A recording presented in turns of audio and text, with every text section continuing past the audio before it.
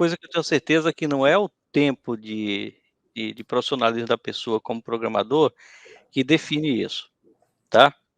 A não ser o júnior é aquele que está começando ali do zero, começou a programar há pouquíssimo tempo, então ele é júnior mesmo e tem que começar por aí, né. Agora entre a pessoa ser pleno e ser sênior não é tempo de programação, de atividade que vai fazer com que ele se qualifique para uma coisa ou outra. É mais o conhecimento que ele tem sobre, eh, questões extra programação, mas eu diria mais a nível arquitetural, né. Por exemplo, você citou aí o Clean Code já várias vezes, eu sei que a gente vai tocar mais a fundo nele, mas são conhecimentos que você pode aplicar em qualquer tecnologia, independente da que você trabalha, padrões, recomendações de boas práticas que você adquire, que vão fazer a diferença se você já saiu, por exemplo, do nível pleno para o nível sênior. Então e tudo isso vai se refletir, na qualidade do seu código. Então a qualidade do código que você faz é que vai fazer essa diferença e essa distinção. E a qualidade do código, ele não é uma coisa que foi sempre evidente no mundo da programação. Ele começou a ser mais evidente aí a partir do início do século XXI para cá. Que veja só, por exemplo, quando eu aprendi a programar, aos 15 anos, lá em 1985, nós convivíamos com uma realidade diferente da que nós temos hoje. Os computadores, eles eram muito precários, eles tinham poucos recursos, pouca memória, pouco poder de processamento. Então você não se dava ao luxo de escrever programas, bem elaborados, você não podia se dar ao luxo de escrever nomes de variáveis significativos, nomes de funções significativas, era A1, A2, A3, B1, B2, B3, e o código era o código mais obscuro possível, porque você tinha que otimizar a funcionalidade num curto espaço ali, com pouca coisa, para que funcionasse bem. Porque, por exemplo, o computador que eu aprendi a programar tinha 16K de memória. Depois foi Nossa. evoluindo um pouquinho. Naquele tempo era tudo muito precário. Um smartphone que nós temos hoje é centenas de vezes mais potente do que os computadores dos anos 80. Então a gente era obrigado a fazer, tirar leite de pedra para poder programar naquele tempo com o que a gente tinha, né. Então o que é que resultava disso? Resultava um código macarrônico, um código miojo, que ninguém entendia. Nem você mesmo, se você passasse alguns meses e fosse pegar de novo, você não entendia o que você tinha feito. Essa era a realidade.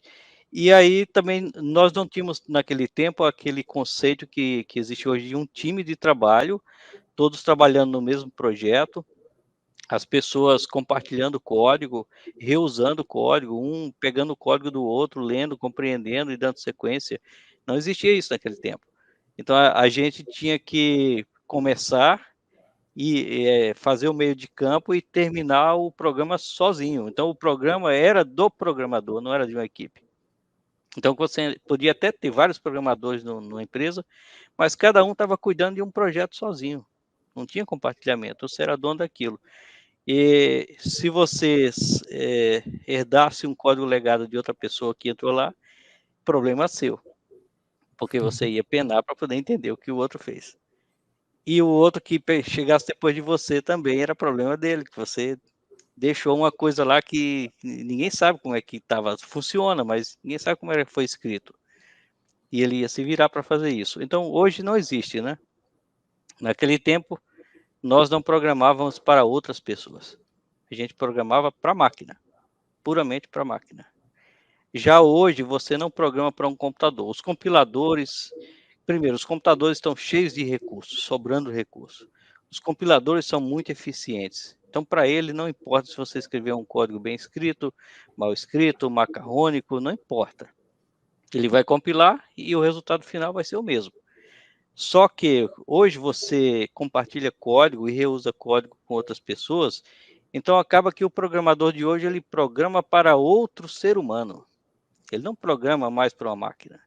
Ele programa para eu faço para você entender o meu código, você programa para o João entender o seu código. Então, quando você programa do seu jeito, eu do meu jeito, o João do jeito dele, a chance de a gente se entender lá na frente é muito pequena mesmo. Cada um tem seu estilo e o nosso estilo geralmente tende a virar caótico, isso é verdade, nós sempre deixamos a coisa ficar caótica. É por isso que vêm as boas práticas, as recomendações, os design patterns, as PSRs, as CFCs, e também o Clean Code, né, a arquitetura limpa. Todas essas recomendações, elas existem para que você estruture o seu código de uma forma que seja compreensível para a maioria das pessoas que também compreendem aqueles padrões. E assim você está deixando um legado de um código que não só você, quando revisitá-lo, não vai ter dificuldade de entender, mas também outra pessoa que entrar no seu time ou, ou, ou se apropriar do seu código para trabalhar também não vai ter dificuldade de entender. Então é para isso que nós programamos hoje, tá? A importância é toda essa. Você não precisa saber só escrever, você precisa ter o estilo correto de escrita.